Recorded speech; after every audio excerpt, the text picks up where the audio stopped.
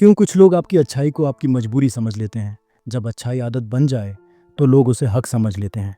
बहुत बार ऐसा होता है कि आप किसी के लिए दिल से खड़े रहते हैं, उसके लिए समय निकालते हैं, समझौता करते हैं, चुप रह जाते हैं और बदले में आपको सम्मान नहीं बल्कि और ज़्यादा अपेक्षाएं मिलती हैं। एक दिन आप थक कर सोचते हैं, मैं तो अच्छा ही था, फिर मेरे साथ ऐसा क्यों हुआ। यहीं से यह सवाल जन्म लेता है, कुछ लोग आपकी अच्छाई को आपकी मजबूरी क्यों समझ लेते हैं। आज हम इस सवाल से भागेंगे नहीं, आज हम इसे समझेंगे। कहानी की शुरुआत। राधिका राधिका हर किसी के लिए अच्छी थी। घर में सबसे समझदार, दोस्तों में सबसे भरोसेमंद, रिश्ते में सबसे ज़्यादा देने वाली। अगर किसी को देर हो जाए, राधिका इंतज़ार कर लेती थी।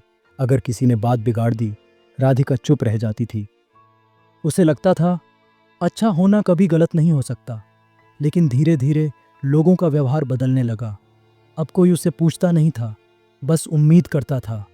अब कोई उसका धन्यवाद नहीं करता था, बस उसे जिम्मेदार मान लेता था। और एक दिन राधिका ने खुद से पूछा, मेरी अच्छाई कब मेरी मजबूरी बन गई। सच्चाई एक, जो बार बार देता है लोग उसे आदत बना लेते हैं। इंसानी दिमाग एक चीज़ बहुत जल्दी सीखता है, आदत। अगर आप हर बार समझौता करते हैं तो सामने वाला यह सीख जाता है, यह तो कर ही लेगा। अगर आप हर बार माफ़ करते हैं तो सामने वाला सोचता है, कोई बात नहीं, यह सह लेगा। धीरे धीरे आपकी अच्छाई उनके लिए चॉइस नहीं रहती, एक्सपेक्टेशन बन जाती है। और एक्सपेक्टेशन कभी सम्मान नहीं देती। सच्चाई दो, जो ना कहना नहीं जानता, लोग उसकी हाँ की कद्र नहीं करते। अच्छे लोग अक्सर टकराव से बचते हैं। वे सोचते हैं, न कहूँगा तो बुरा लग जाएगा। लेकिन बार बार हाँ कहना आपकी छवि बना देता है, एक ऐसे इंसान की जो मना नहीं कर सकता। और जब लोग समझ जाते हैं कि आप मना नहीं करेंगे तो वे आपकी अच्छाई को आपकी मजबूरी मान लेते हैं। सच्चाई तीन, ज़्यादा समझदार होना कई बार नुकसान देता है। समझदारी एक खूबी है, लेकिन जब समझदारी सिर्फ एक तरफ से हो तो वह थकान बन जाती है। राधिका हर किसी को समझती थी। वह परेशान है, वह मजबूर है, उसका इरादा बुरा नहीं। लेकिन क्या किसी ने राधिका को समझा। जब आप हर बार दूसरों के लिए कारण ढूंढते हैं तो लोग आपके लिए कोई कारण नहीं ढूंढते। सच्चाई चार, लोग उतना ही सम्मान देते हैं जितना आप खुद को देते हैं। यह बात सुनने में कड़वी है, लेकिन सच है। अगर आप अपनी सीमाएं नहीं बनाते, अपनी थकान नहीं जताते, अपने दर्द को छुपाते हैं, तो लोग यही सीखते हैं कि आपको कोई फर्क नहीं पड़ता। राधिका ने कभी नहीं कहा, यह मेरे लिए ज़्यादा हो रहा है, इसलिए जब वह टूटने लगी तो किसी को दिखा ही नहीं। सच्चाई पाँच, अच्छाई और कमज़ोरी में फ़र्क ना समझ पाना।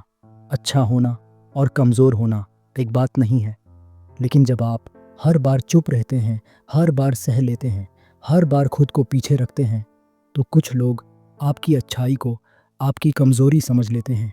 और कमज़ोरी कुछ लोगों को दबाने का मौका देती है। राधिका का मोड़। एक दिन राधिका ने भी जवाब दिया। उसने ज़ोर से नहीं बोला, उसने झगड़ा नहीं किया, उसने बस इतना कहा, यह मेरे लिए ठीक नहीं है। और हैरानी की बात यह थी, कुछ लोग नाराज़ हो गए। तभी राधिका को समझ आया, जो लोग आपकी अच्छाई से फ़ायदा उठाते हैं उन्हें आपकी सीमाएं बुरी लगती हैं। महत्वपूर्ण सीख, हर नाराज़गी आपकी गलती नहीं होती। जब आप बदलते हैं तो कुछ लोग नाराज़ होते हैं, इसका मतलब यह नहीं कि आप गलत हो गए। कई बार इसका मतलब होता है अब उन्हें आपसे उतना फ़ायदा नहीं मिल रहा। अच्छाई कब मजबूरी बन जाती है, जब आप खुद को आखिर में रखते हैं, जब आप ना कहना नहीं सीखते, जब आप हर बार एडजस्ट करते हैं, जब आप अपनी बाउंड्रीज़ नहीं बनाते, जब आप सम्मान मांगने में शर्म महसूस करते हैं। अब सवाल, क्या अच्छा होना छोड़ देना चाहिए? नहीं, बिल्कुल नहीं। दुनिया को अच्छे लोगों की ज़रूरत है, लेकिन दुनिया को जागरूक अच्छे लोगों की ज़रूरत है।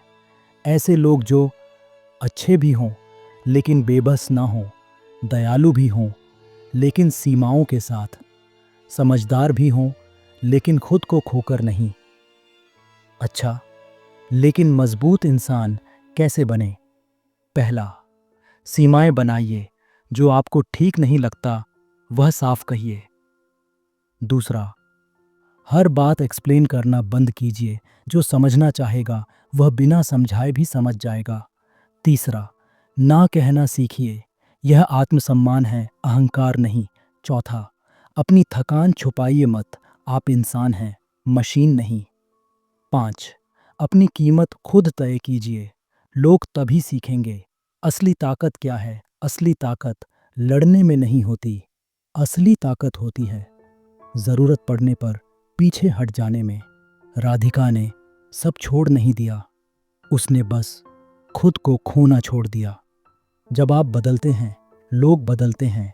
कुछ लोग दूर चले जाते हैं, कुछ लोग सुधर जाते हैं, और कुछ लोग पहली बार आपकी कद्र करना सीखते हैं। और जो चले जाते हैं वे इसलिए नहीं जाते कि आप बुरे हो गए, वे इसलिए जाते हैं क्योंकि अब आप आसान नहीं रहे।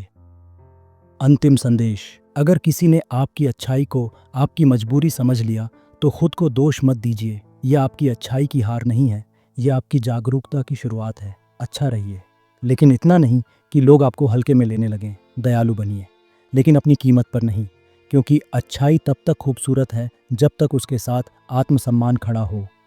अगर आप यहाँ तक पहुँची हैं तो इसका मतलब ये है कि आप सिर्फ अच्छा इंसान बने रहने से आगे अब जागरूक इंसान बनना चाहती हैं। याद रखिए, अच्छा होना आपकी कमज़ोरी नहीं है। कमज़ोरी तब होती है जब आपकी अच्छाई आपको ही चोट पहुँचाने लगे। आपका दिल साफ होना, आपका मदद करना, आपका समझना, ये सब आपकी खूबसूरती है। लेकिन अगर यही खूबसूरती लोगों को आपको हल्के में लेने की छूट दे दे तो वहाँ रुकना ज़रूरी हो जाता है। आप दुनिया को ये सिखाने के लिए जिम्मेदार नहीं हैं कि वह आपके साथ कैसा व्यवहार करे, लेकिन आप ये ज़रूर तय कर सकते हैं कि आप किस व्यवहार को स्वीकार करेंगे और किसे नहीं।